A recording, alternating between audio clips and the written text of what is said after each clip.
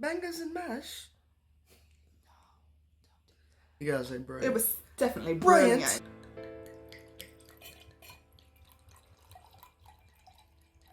Enough? Nope. We are back at it again with another movie review. We are going to be doing The Haunting of Bly Manor this time. It's a series on Netflix if you haven't seen it.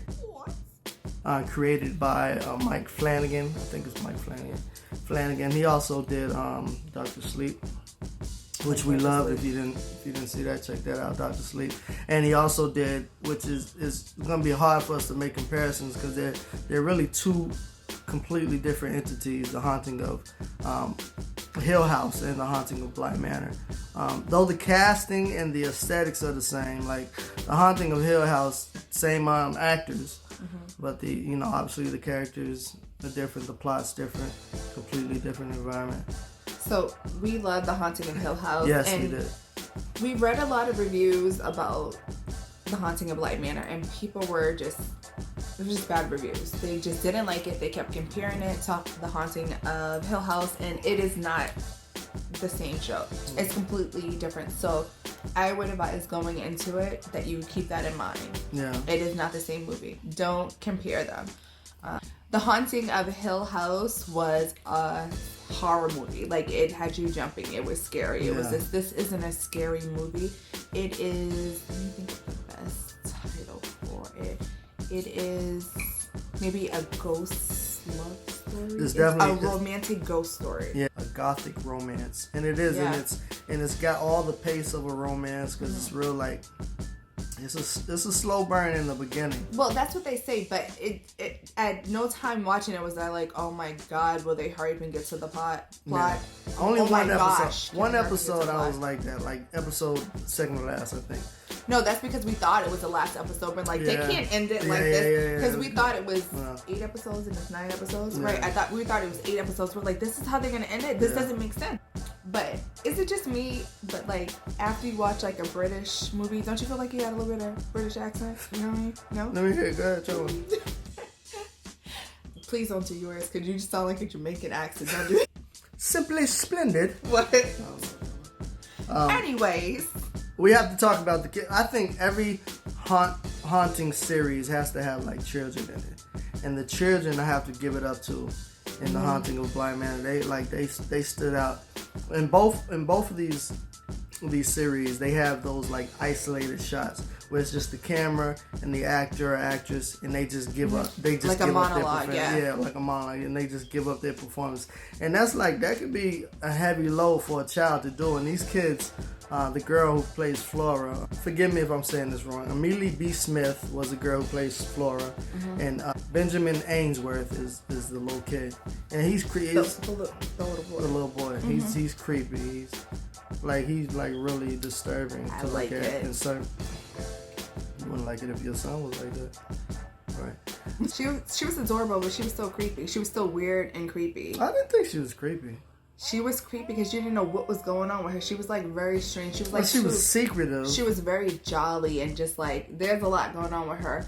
The thing I like about his stories is that, and it's the same. I hate to compare them again, but The Haunting of Hill House, they have so many characters. You get to go into each character's individual story. And it's so complex. It's not a horror movie. It's a beautiful movie. It's some messed up things in it.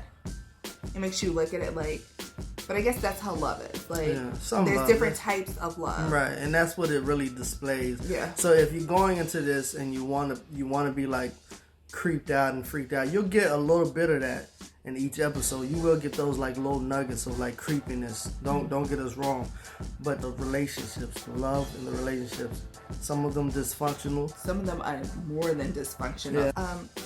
Yeah. Peter Quint, played by Oliver Cole. Now I was rooting for him on Haunting of Hill House. Don't make that face when I'm trying to get to my. I'm just trying to understand. I was rooting for him in Haunting of Hill House because his character was going through a lot. Like he was like tortured, literally and figuratively. Yeah. But in this, I didn't like him at all. I wasn't feeling dude. He wasn't shite. It was easy to hate him. It's actually not his real accent, I don't think. Yeah, I just watched him do an interview. Was it the same one? Because he was doing that Irish accent, and he's British. Oh. Sometimes I get them mixed up. You also get the Jamaican accent mixed up with them too, so I don't even know how that works. But anyhow. It'll make you love me a little less. I mean. So, this series based on the novella The Turn of the Screw by Henry James. And if you haven't heard of this, it's because it was written in 1892. So, what did you like about this series? Let's get into what we liked. Okay. What I liked was the acting. Everyone was phenomenal. Great actors. Who stood out the most for you? Probably Flora. Can I tell who stood out the most? Yeah, go ahead. Hannah Gross. She was the housekeeper, and her real name is Tania Miller. She did a dope job. She did. Her and the cook Owen. Oh, Owen, yes, he was like the comedy relief, yes. And kind of kept the flow of things going with his puns, his like corny puns and stuff that he was making. And you really don't know who's a ghost, and you don't know who's alive during this whole series. Not until you like spoilers. That's not a spoiler. It's a spoiler. Is it? Because the people going into it, they might not even think of that. They gotta be thinking of that. That's not true. What? It's just Henry Thomas, who also played, what was the kid's name in E.T.? The little boy. Was it Elliot? Yeah. Are you sure? Elliot. And you pointed that out to me because I didn't. Oh yeah, I see what you did there. I didn't realize that this is Elliot as a full-grown adult. I was like, look at Elliot. Yeah. And he was dealing with his own demons. For me, it was a little slow burn. Like it didn't. I think I didn't really like hop into it fully until about episode 4. 5 was Hannah Gross's episode. I think that. And that was probably my favorite out of all the episodes. Yeah. From the beginning, I was into it. I wanted to know what was going on, and everything I was thinking was actually what was happening. Each episode was great. From the beginning, it left you wondering. It left you wanting to watch more. And no point of watching the first, second, or third episode, as people claimed that I wanted to shut it off and not watch it. I wanted to find out what was happening. Can you see why people would say that, though? No. It was interesting. Exactly. It was interesting from. So I was. Yeah. It was a slow burn, but I was with the slow burn. Like I was along for the ride. I was with it anyway. I think the slow burn was that I wouldn't say it's a slow burn. I think that they were looking for like jumps and scares and like that type of thing. Right, and that wasn't really happening. I was looking for that too because coming off of Hill House, you're like expecting that. But Hill House didn't even have it in the beginning either. If you think about it, that happened towards the end. No, but I mean that first episode. It was the end of the first episode, but it was the first episode. Like, but if you're thinking the same kind of thing happened in the first episode, like what? Oh, I can't tell y'all. I don't know why I want to keep calling him Leon. Like he's not even black. His name is Miles. Why I want to keep calling him Leon? I don't even know. I liked Miles' character. He was a little shite. A little shite. But shite. You knew there was something more to it. You know he wasn't just being a jerk for no reason. So it was very interesting to find out what was really going on with him. Yeah. There were a couple of ideas in our heads, like, I think this is what's happening with him because he seemed like a good kid. Everyone loved him. So it was just like, something's not right with him. Yeah. So his character development was really interesting, as well as Hannah, the au pair. What was her name again? Danny. Poppins. It was. I kept trying to figure out what was going on with her. Like, what was her story? So Danny, the au pair, which is a fancy au pair. Don't ever correct me. Au pair. Ever in your life. So the au pair is just a fancy way of saying. It's like a nanny. Nanny, bam, fancy way of saying nanny. All right, some of your dislikes.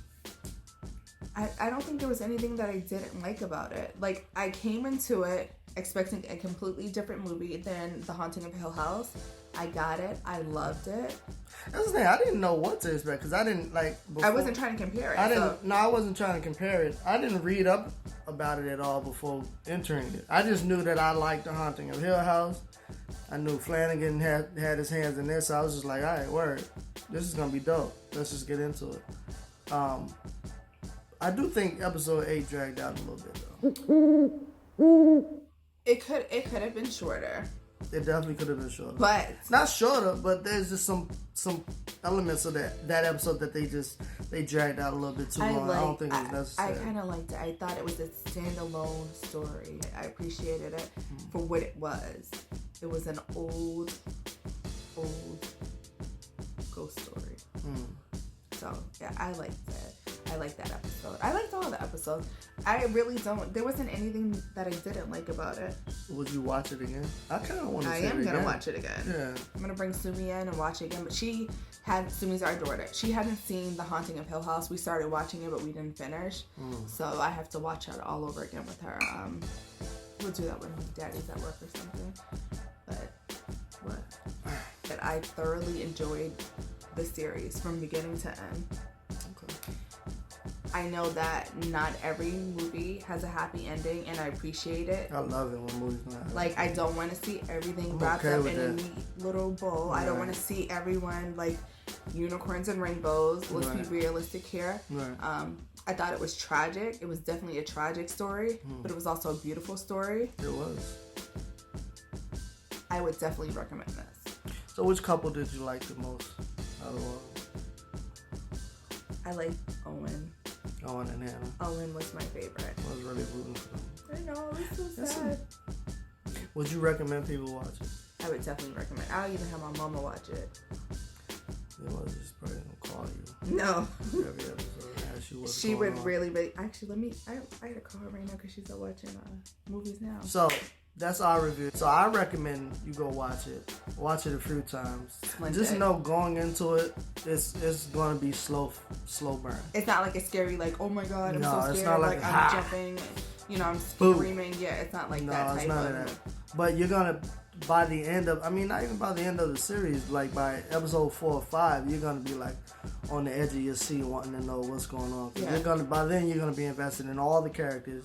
You're gonna love or you're gonna hate whichever character you love or hate, and you're gonna want to know how this unfolds. Yeah, because I was tired and I was like, nah, we gonna finish this. I need to find out what's going on. Yeah, it was a dope series. So, thanks for watching our review on the Bly Manor, the Haunting of Bly Manor.